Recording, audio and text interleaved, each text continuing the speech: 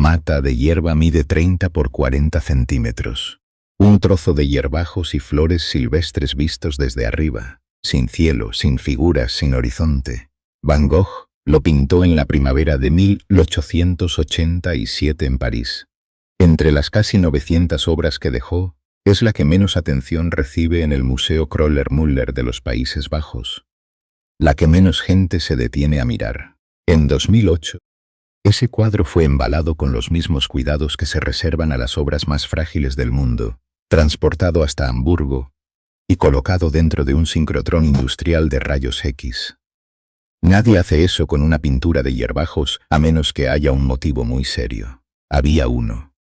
Años antes de ese viaje, una radiografía convencional había encontrado algo extraño bajo las capas de pintura, una forma ovalada. Unos hombros. El contorno inconfundible de una cabeza humana. Alguien estaba enterrado debajo de la hierba. Los rayos X convencionales podían mostrar la silueta, pero los colores de la obra sepultada, la identidad de esa persona, el momento en que había sido pintada.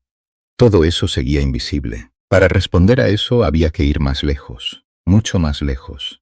Y para entender por qué, hay que ir 12 años atrás. Diciembre de 1883. Nuenen, un pueblo de barro y brezo al sur de los Países Bajos.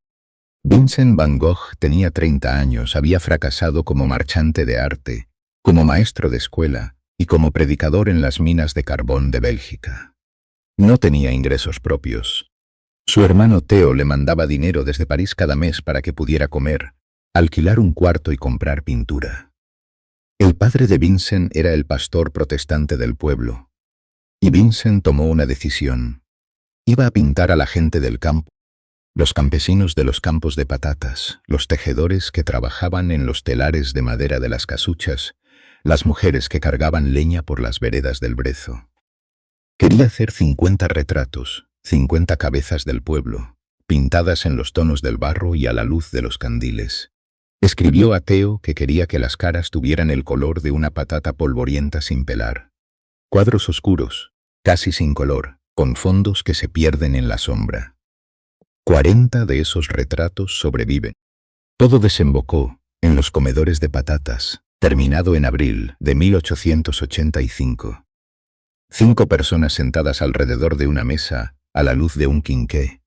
Ninguna es hermosa.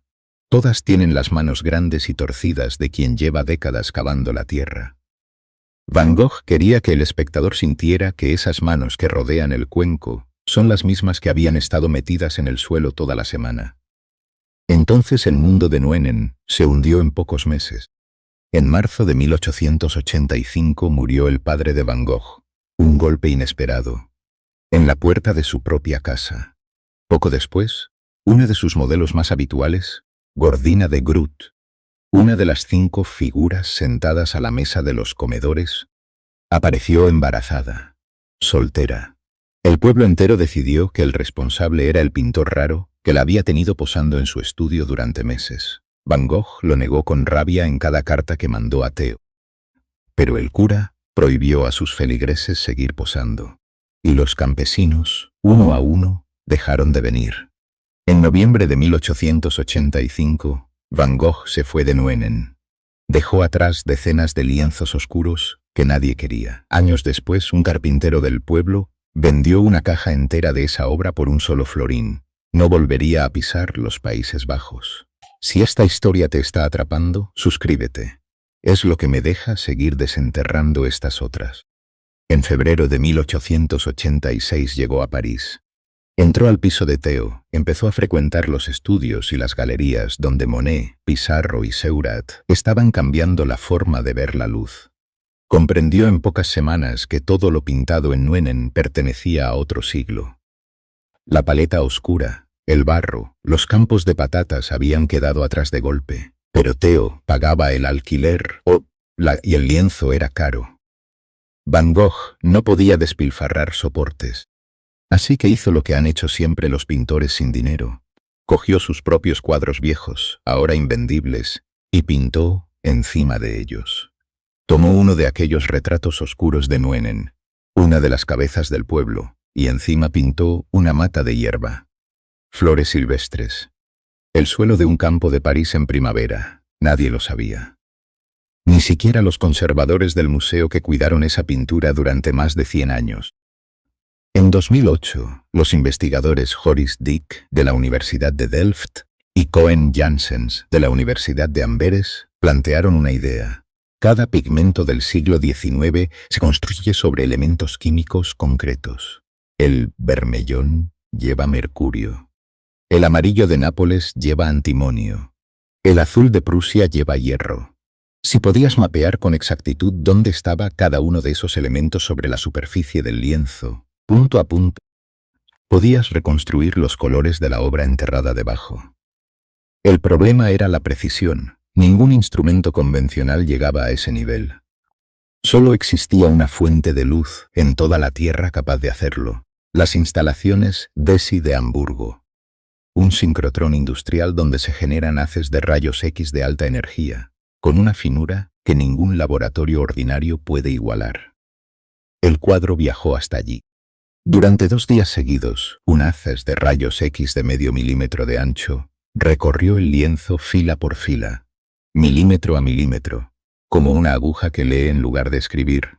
El detector registraba qué elementos aparecían en cada punto de la superficie. Mercurio aquí, antimonio allá, hierro en otro punto. Al fusionar todos esos mapas en una sola imagen, apareció ella, una mujer del campo de Brabante. La cabeza cubierta con un paño oscuro, los rasgos gastados por el trabajo y los años. La luz cayéndole en la cara de la misma manera en que caía sobre las casuchas de Nuenen, a la misma hora de siempre. Una de las 50 cabezas del pueblo que Van Gogh había prometido pintar. Nadie sabe su nombre. El Museo Kröller-Müller tiene ahora 2 cuadros en uno.